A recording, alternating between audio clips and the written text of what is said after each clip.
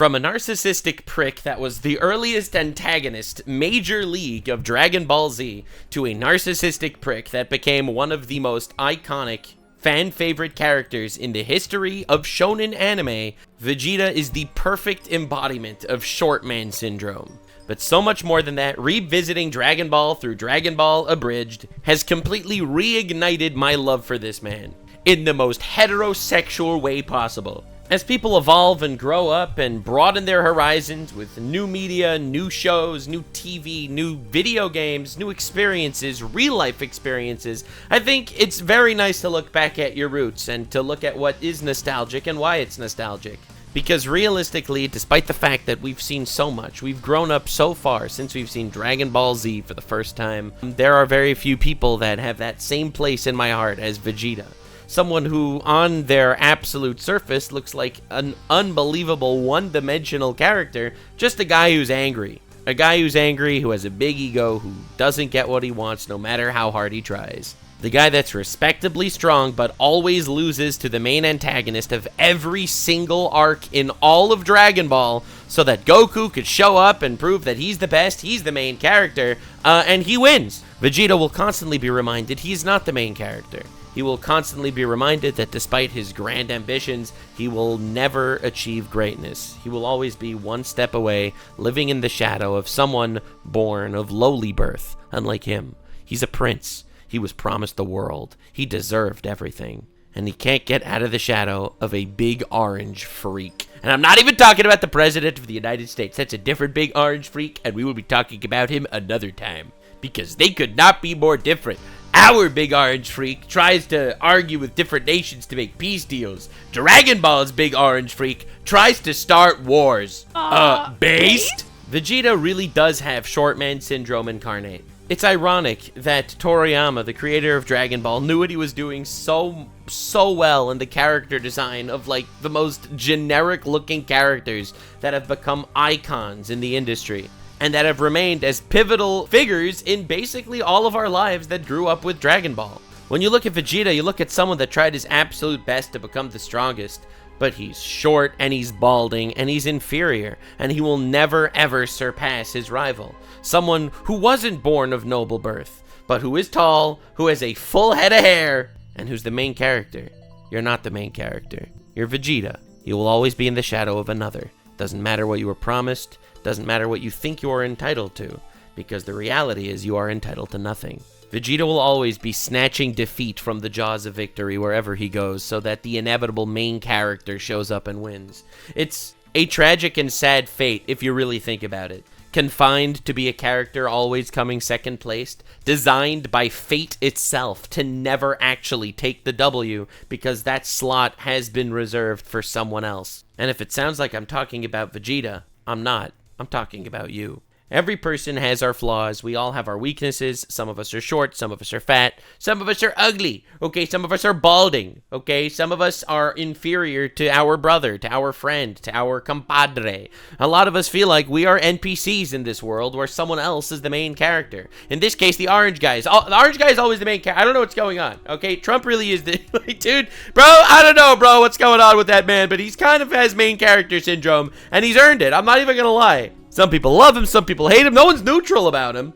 But I digress. You are a side character in someone else's story. You are an NPC in someone else's world. You are trying to get by when other people are thriving.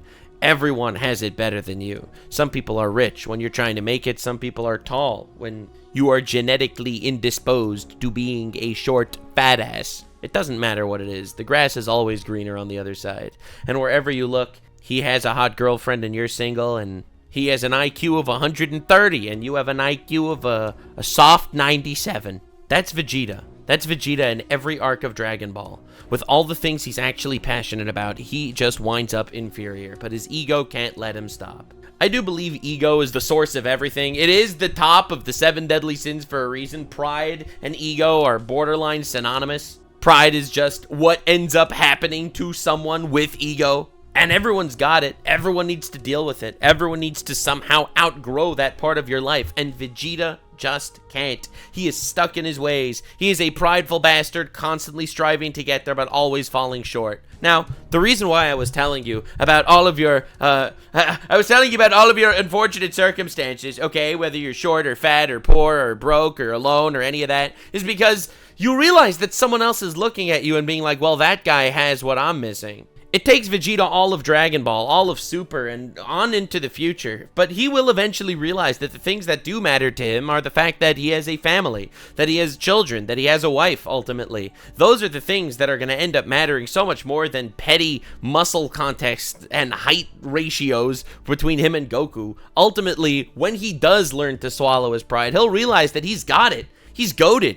Everyone loves him. He's a hero. He's not willing to accept their love or accept their appreciation because at this point, he needs to get better, okay? He has one goal in mind, but once he broadens his horizon, he'll realize he has it fucking good. Yeah, he has his genetic inconveniences. He's short, he's bald, shit like that obviously sucks. His planet got blown up, cringe. But looking at him from the perspective of somebody else, this is a man that has it all. Beautiful wife, wonderful family, strong as hell, and that's you too, by the way. The moment you swallow your pride and overpower your ego, you will realize that, God made you exactly the way he wanted you to be made. And you have your advantages and your disadvantages, and that's what makes you you. The moment you put aside the things that, you don't have and you embrace the things that you do have, your life becomes much, much better. Through working hard and trying hard, you could reach unbelievable heights, but honestly, some heights are not for you. You are built for something else. You are also built for something beautiful. And you can attain so much by just trying hard. Vegeta has all those things, and he just hasn't realized yet that he needs to let go of his pride.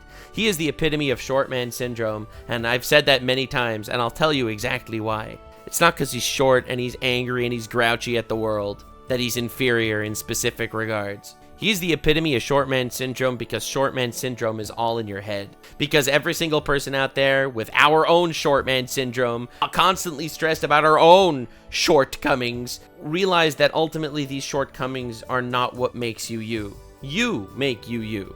Being Vegeta is realizing that despite the fact that you are inferior to all sorts of people in all sorts of areas, you are the best at being you. And the moment you embrace what you do have and your family and whatever is important to you, that is the moment where you realize that, wow, I am me, actually. And yeah, the shortman syndrome, that was a syndrome. That was all in my head. It really didn't matter, actually. Now that I got over it, I realized that it actually is irrelevant. Vegeta is the story of a man that is swallowed by pride instead of swallowing his pride. And I think it's a story that every single man goes through. I think it's honestly the main reason why I think Vegeta is the most relatable character in Dragon Ball is because everyone will always focus on their shortcomings. Everyone is an egotistical, prideful bastard at the end of the day. And once you work on that and you realize that, wow, pride is in fact a sin that exists only in my head. And the moment I understand that and surpass that and survive that is the very moment that I start loving me, not loving who I hope I can one day be. That's the Vegeta character arc. A man so wrapped up on the superficiality of things that don't really matter that he can't step back and appreciate the things that actually do. You have two options. You could live in your misery and your self-loathing and your self-hatred and your constantly self-belittlement. Or you can acknowledge the reality of who you are, why you actually are great, and build something that you are proud of. Not because of what you deserve, but because of what you've done with yourself. Then come into vagina and have some babies. Hell yeah!